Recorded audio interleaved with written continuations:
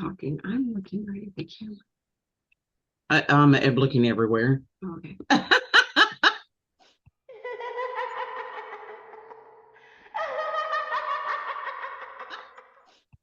Sister sharpen sister. Take two. Wow. Welcome to Sister Sharpen Sister. My name is Karen. This is Shalon. Over there is Dalena. And today we are talking spooky things because guess what? It's October. Dalena?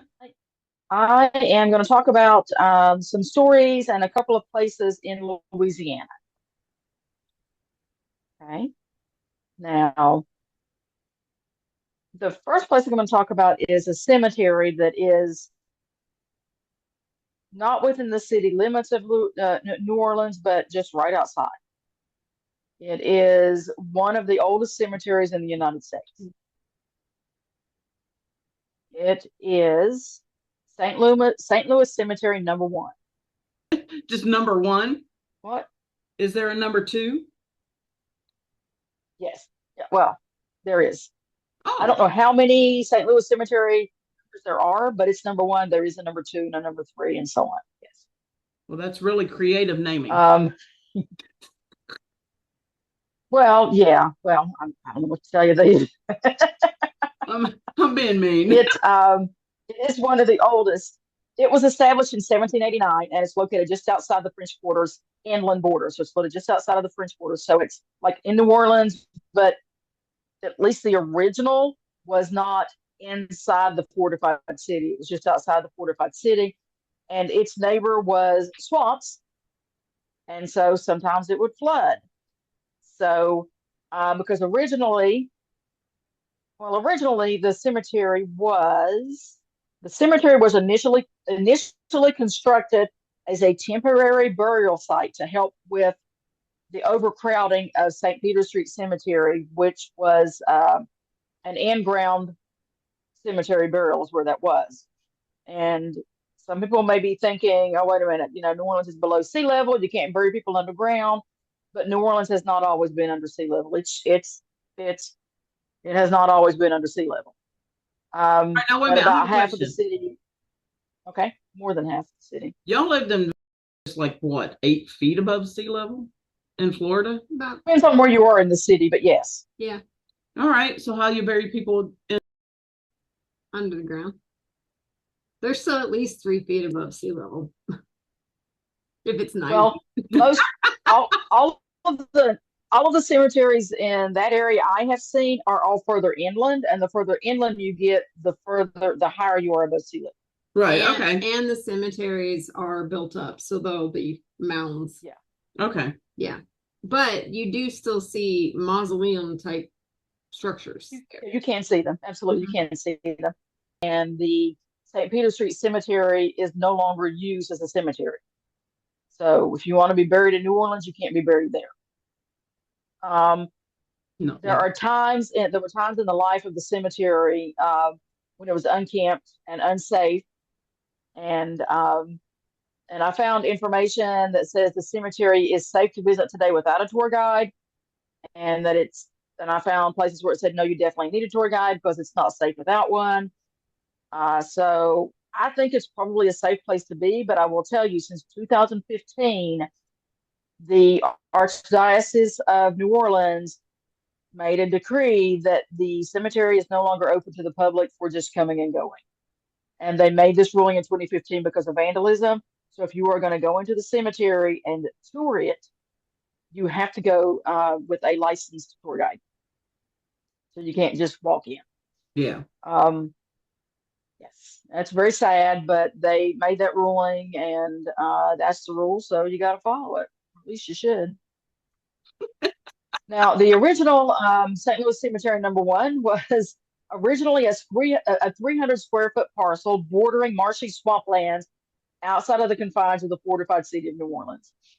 Now, I've been on a tour of St. Louis Cemetery number 1. It's been a very long time ago. It's like 2002, I think it was when I went. I do have photos, but they're actual photos from a camera you actually put film in. And my photos are in Florida. They're not with me, so I can't share any of those right now with anybody. It is an old cemetery. If you go and you tour it, you will see the age of the cemetery, the age of the tombs. The tombs are either like made of concrete or bricks or rocks, or you can tell the age of the cemetery.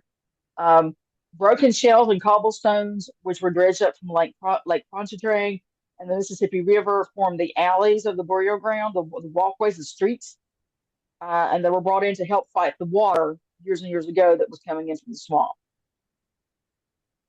Now, when you're in these cemeteries with the tombs and the mausoleums, it is as if you're in a little city because the alleyways between the tombs are like streets. So you can walk through them.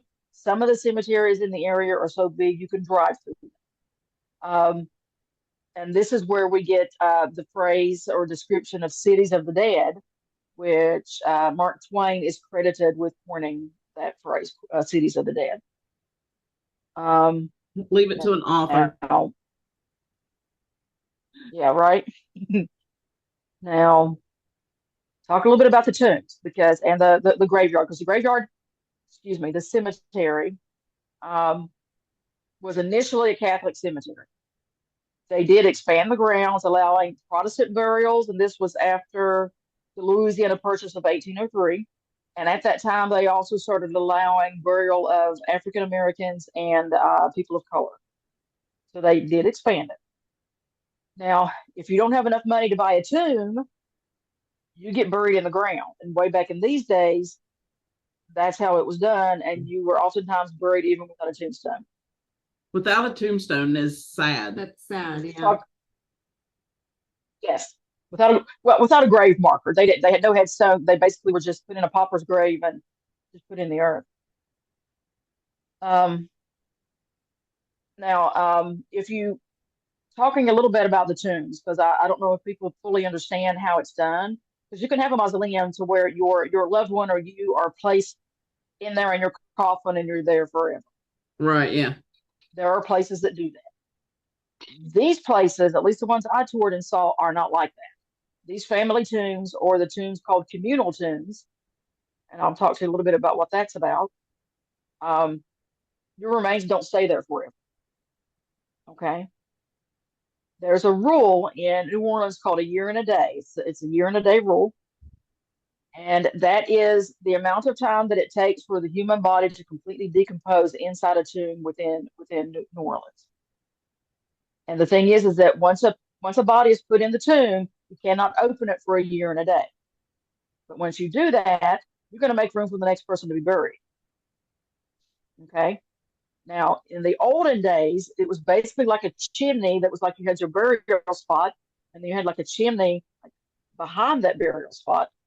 And once you were completely decomposed, your bones were shoved into that shaft, and they would collect underneath the tomb at the bottom. Okay, now this is we've all heard of getting the shaft. This is where that originated. That's crazy. Okay. Yes. I didn't know that's where that came from. I apologize for coughing. Now, that is lingering from when I was sick. No, it's okay. Well, I didn't know that either until I went on that tour, and I was told that at the tour. I had no idea about the chimneys and the shafts and anything like that. But now, there is a place called a receiving vault because I guess some of the newer vaults or some of the newer tombs, they actually collect the bones and take them and place them in the receiving vault. Okay. So things are not necessarily done like that today. That seems a little more, that's a more gentle thought than shoving somebody back into a shaft. Yeah. Yes, I know. Yeah, right. So now if you don't have a family tomb and you can't afford to buy your own, you can be buried in what's called a communal tomb or a wall tomb. And it's basically a space that is rented out for burial for a year and a day. So you will be buried there for a year and a day. And once your year and a day is up, your bones will be placed in the receiving vault of that tomb or shoved in the shaft, and someone else will take your place and will become the new tenant, will become the new year and a day tenant. I don't want to be said shover of remains. You know, what job title is that? No, me neither. Yeah, I don't even know. Now, probably the most famous person buried in the cemetery is a woman by the name of Marie Laveau. Say the name again. Marie Laveau. She is known as the Voodoo Queen of New Orleans. She was born in 1801 and she died in 1881 peacefully in her home. She was considered a free woman of color within the French Quarter. She was married a couple of times. The second marriage was actually it wasn't a ceremony because the man she was with was white, and at that time you could not interracially marry. So they were not married in the church or at the courthouse. It was like a common law marriage. Okay. And from the research I did on her, she had 15 children. She was a 15. successful herbalist. That's what it said. And it was her association with voodoo that gave her fame with both the white and the black New Orleans communities. And she would perform rituals, both practical and spiritual in nature. She would help people who were sick. She would minister to people on death row. If people were poor and they needed food or clothing, she would help them. Okay. But she would also do fortune telling, something called gris gris, which is charms for health, fertility, wealth, fame, protection Mhm. against evil energies. And she would even prepare curses for your enemies. You know? St. Louis Cemetery number 1, like I said, is one of the oldest cemeteries in the United States. And it's said to be one of the most haunted cemeteries in the U.S., if not the most haunted. The burial ground holds over 700 tombs and well over 100,000 dead, and it's in a site that is only about one city block. Now, it's been for about 200 years that ghost stories have surrounded the cemetery. Marie Laveau is reported to be seen walking amongst the tombs. She is also reported to be seen walking in the French Quarter near or around her former residence of 1022 St. Anne Street. They say that she is easily identifiable because of the red and white turban she wears over her hair, along with the brightly colored clothing that she wears. When people have had the nerve to follow her, she is said to just disappear or vanish from sight. Would you have the nerve to follow her? I don't know. Probably not. What about you? Would you have the nerve to follow her, Dee Dee? Oh no, oh no, no, I'm not doing that. Okay.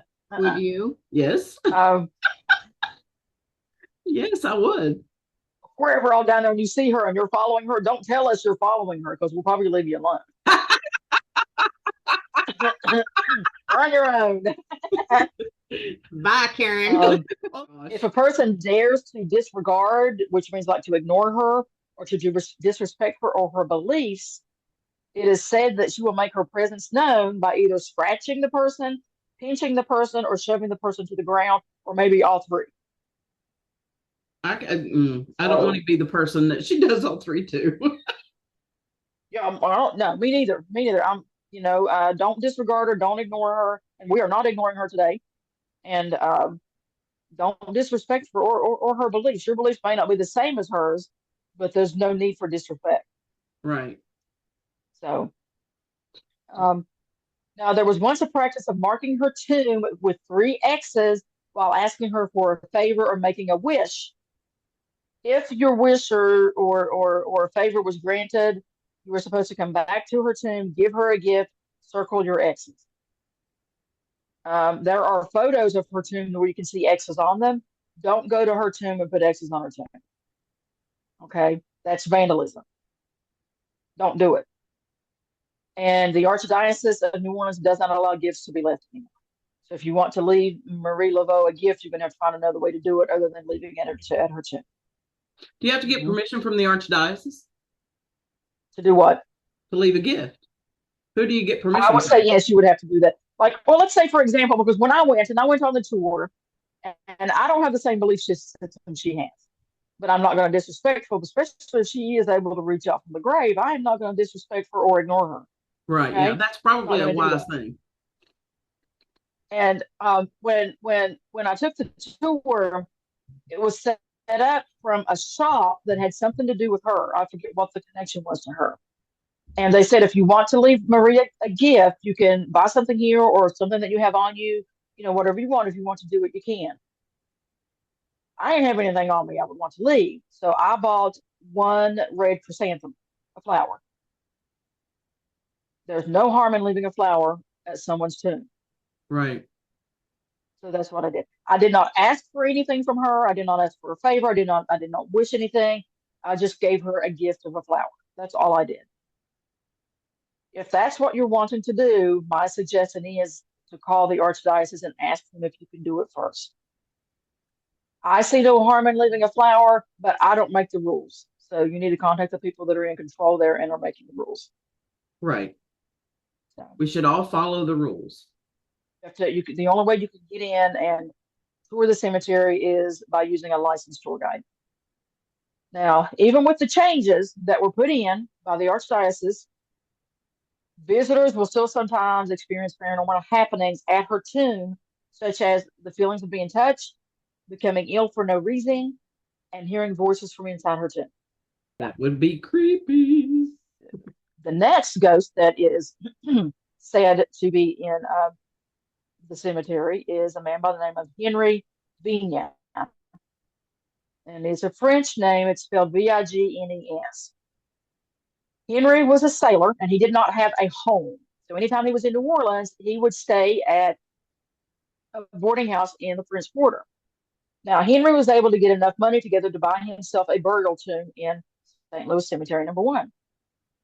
And in order to do that, you get like a deed. Okay. And he was always concerned about his important papers, especially that deed.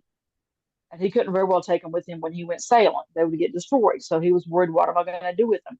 So he ends up leaving them with the proprietor of the boarding house. So he does that. He does his job as a sailor. He comes back to the boarding house, and he found out that that person had sold the deed to his burial tomb. And of course, Henry was upset. He didn't have the money to purchase another tomb, but he was fighting to rectify the situation. Wonder if the guy that owned the boarding house, though, was he gone for so long that the guy thought that he had died at sea? I didn't get any information from that from the story. The story didn't indicate all of that, but it did indicate it was actually a woman who did that. Oh. So, Okay. There may be plenty of reasons as to why she did it. There may be. Poor Henry's tomb was not in his name anymore. So he not only didn't have a house to go to the rest, he didn't have an eternal resting place either. He's fighting it. He dies before he gets any resolution.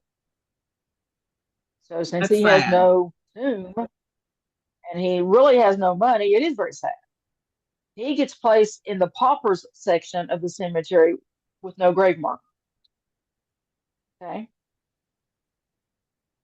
So now Henry is said to be seen in the graveyard or in the cemetery. And it's said that his apparition is so corporeal that people are able to describe him as being tall with blue eyes. Scary to think that a ghost Some can look visitors like that. who are at, I don't know what to say. I've never seen one. At least I don't maybe think I've you ever have. seen one. Maybe I did. Maybe you have. Yeah, maybe I have. But some visitors to the burial ground will actually speak to Henry thinking he's a living person. Henry's ghost will sometimes walk up to visitors and ask them if they know where his tomb is. And it's said that Henry's ghost will also appear at funerals and ask the grieving people if there's room in their family tomb for him. And supposedly, Henry's ghost has been caught on camera, and a distinct male voice has been captured on EVP, which is the electronic voice phenomena, saying, "I need rest." I need rest. Now, I tried to research and find some of these photos or this EVP recording.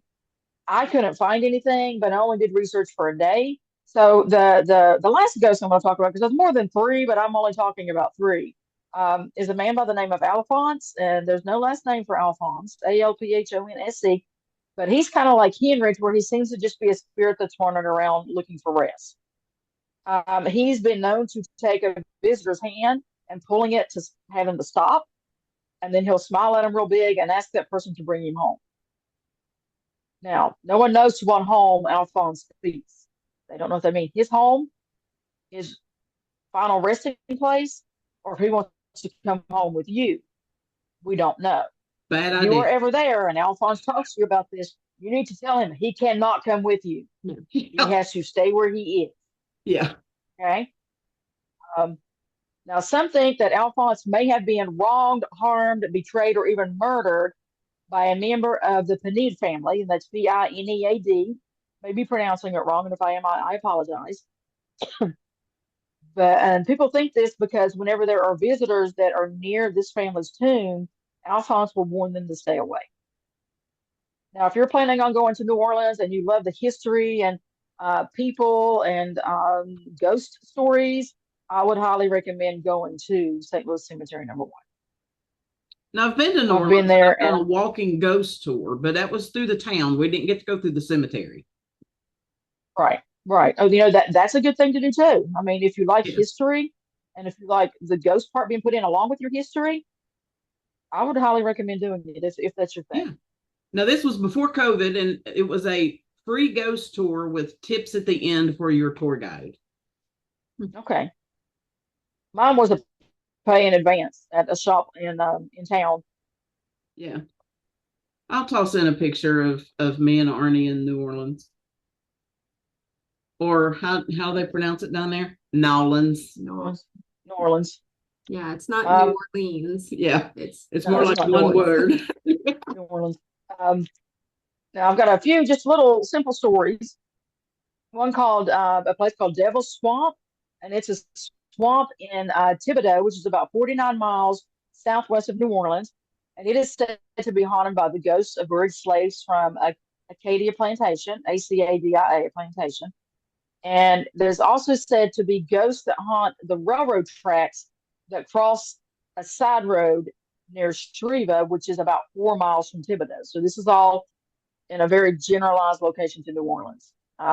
Local folklore says that parking your car over the tracks can cause your car to stall, can cause your windows to fog up, and cause handprints to appear on the glass. Well, first of And all, let's just we not talk, park on railroad tracks. right. no, but I did go and look, and I do think this railroad track is operational. Oh, So don't go parking on the railroad track.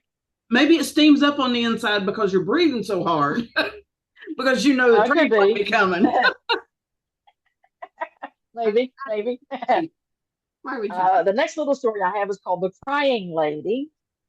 And this is on the back roads of a little town called Zwolle, Zwolle. It's a weird kind of name. It's a Scandinavian name because there's actually a city, I think, in the Netherlands with the same name. Because the people who settled this area were Scandinavian. Okay. A Scandinavian. But this is a cloaked figure who is said to roam the back roads, crying, and late at night. Most of these stories are late at night. And some say she's crying because her baby was kidnapped, and others say that she's crying because her husband died in battle. Mm. So that's a specific ghost thing. Yeah, both of those are Now, sad. the last story I have concerns, yeah, that is sad. The last little bit of information I have concerns a place called Myrtles Plantation in St. Francisville, Louisiana. Um, there is a pretty famous ghost who is said to be on these grounds. Her name is Chloe. She is perhaps the most famous in Louisiana. I think definitely the most famous for Myrtles Plantation, and she may be one of the more famous ghosts in the United States. Um, she was an enslaved woman at the plantation who served as governess for the children of Clark and Sarah Woodruff. And it is said that she prepared a poisonous birthday cake, causing the death of Clark's wife, Sarah, and two of their children, and the two children who died were twins. The story says that one of the stories says that Clark made unwanted advances to Chloe, but Chloe was scared to decline the advances because she didn't want to be placed to work in the fields, which was some of the worst kind of work for the enslaved. Yeah. So Chloe allowed Clark to pursue his advances, but he eventually showed interest in another enslaved woman, at which time Chloe no longer received special treatment. She baked the poisonous cake either to get back for no longer being the primary mistress, or just to make the family sick so she could cause them to heal and she could start getting special treatment again. Those are two stories. Okay. Now, I also found a story that said that she baked the poisonous cake to kill the whole family, including Clark, who didn't eat the cake at all, because she was caught eavesdropping on Clark when he was having some type of business meetings with other men. She was caught eavesdropping, and to punish her, he severed her ear. And so, for revenge, she baked the cake and killed Sarah and the two children. So is the severed ear why she's always with the thing around her head? Yes. The story goes is that she started wearing the turban over her head to hide the scar from her severed ear. Now, what goes next is, regardless of what the reason is that she baked the cake, whether it was revenge because she was no longer the mistress or revenge for severing her ear, whatever the reason was, whether it was to actually murder or just make them sick, it doesn't. What matters next is that the story goes is that other enslaved people took her, hanged her, and then threw her body in the Mississippi River. When I was doing my research and I was reading this story and I read that part of the story, I was like, hold on, let's put on the brakes here for a minute. This was the part in America's past when people were enslaved. The people who were enslaved were property. They were highly valuable property. They were not cheap. No one could cause harm to or kill a slave without the express permission of the owner or the law. Yeah. So I think that enslaved people killed her and then threw her in the Mississippi River. I don't believe that. I got to thinking too, I kind of question things because my mind gets set on one way, and I'm like, hold on, let's look at other points of view here and think, because maybe I'm thinking wrong. And I'm thinking, well, maybe they did it in private to where they can say, we have no idea where she is. But how do you hang a person and then throw the body in the Mississippi River without somebody seeing? That's true. I mean, that would be kind of hard to cover. So I didn't believe the stories because of that. So I continued reading and, I had different websites I went to and everything. And I found out that hold on, let me find the name of it. In records of West Feliciana Parish, and the county records there, they call them parishes, but it's a county. Sarah Woodruff, who was born in 1798, actually died of yellow fever in 1823. She was not poisoned by a birthday cake. She died of yellow fever. Okay. Her two children, James and Cornelia, twins, also died of yellow fever a year after their mother. The story about them being murdered by Chloe is not a true story. So whether or not you believe in the spirits of the ghosts or what have you, just because they were not murdered does not mean they're not still in the house. Yeah. Okay. Yeah. Dramatic stories make for a better tour.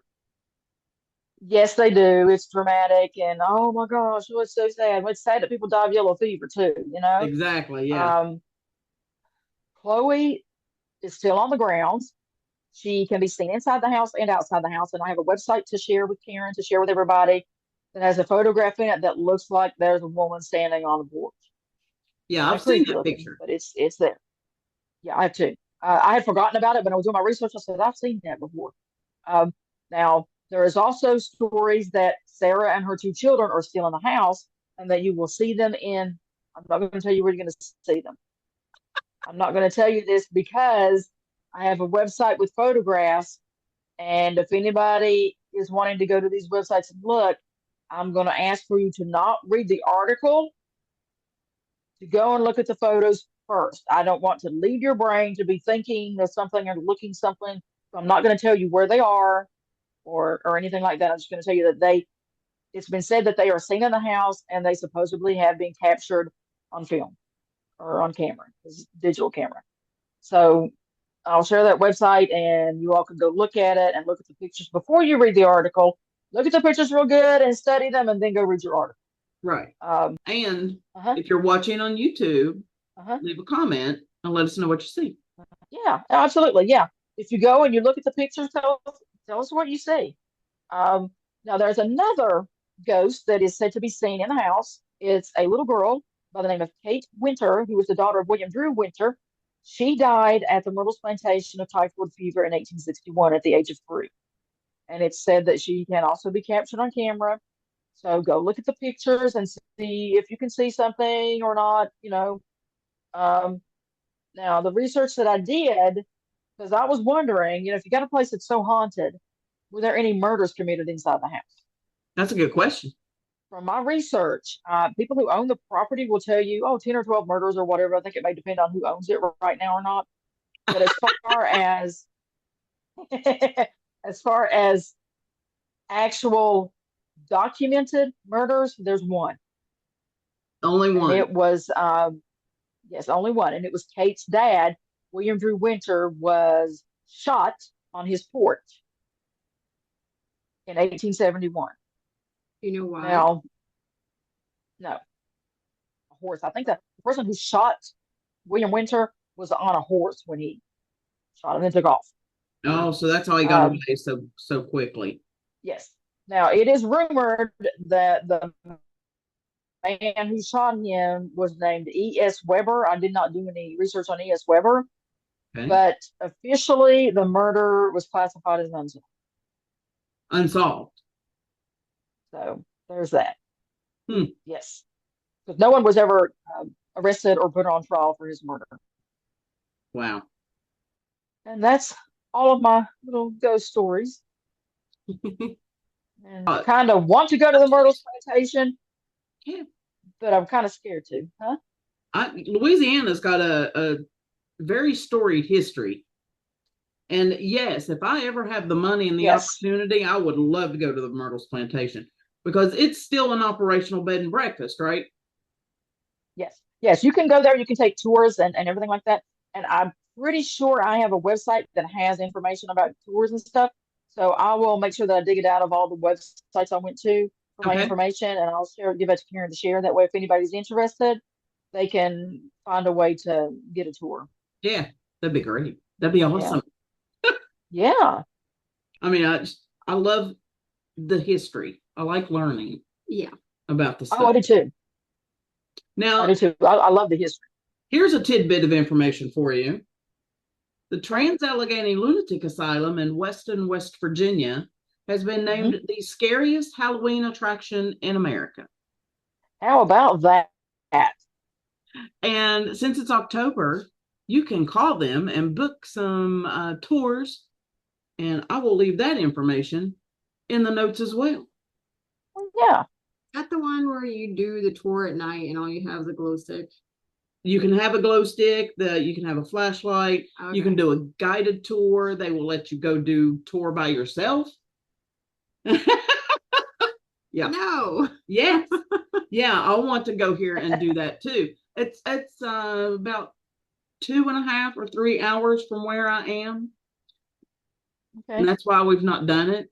We would actually have to go up and stay the night and or stay the day, sleep the next day. Yeah.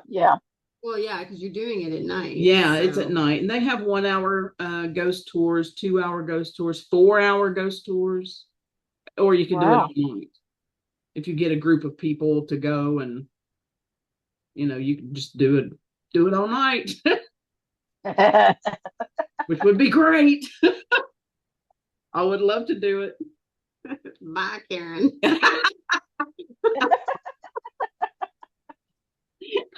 You're on your own. All right.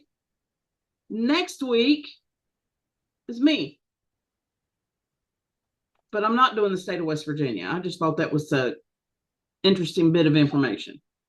I'm actually going to cover the state of Ohio, which is where my husband is from. And mine. And Shalon's. So there's plenty of information in Ohio and yeah. Ohio's not really a place that I think of as haunted. It's actually one of the most haunted states in America. Well, clearly I'm wrong. for stories and reports. Oh, okay. Okay. And that includes hauntings and alien abductions and cryptid sightings. That's anything weird. Ohio or Florida. Except Florida, it's like just real people. Right. Florida man. Yeah. But that'll be next week. And we're doing something like this every week during the month of October. And our Halloween episode is going to be something a little bit different. I'm not going to tell you exactly what it is just yet. Stay tuned. Stay tuned. That's right. And if you've been wondering what I've been doing, and I'll show you. All right, look. See my hand? Yeah. You know what that's from? What? Play-Doh? Oh. Yarn. This green here in particular Oh. is leaving What's my your shirt got fingers on it? green, but What's your shirt got on it?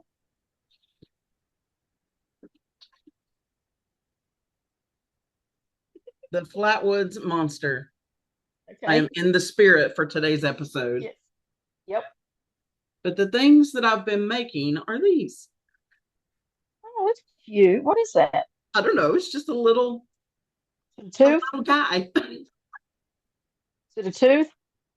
Is it a tooth? Shalon's girls said they look like the Among Us characters, but the Among Us characters have goggles on and a backpack. Oh. But these they're just little smiling things. Okay.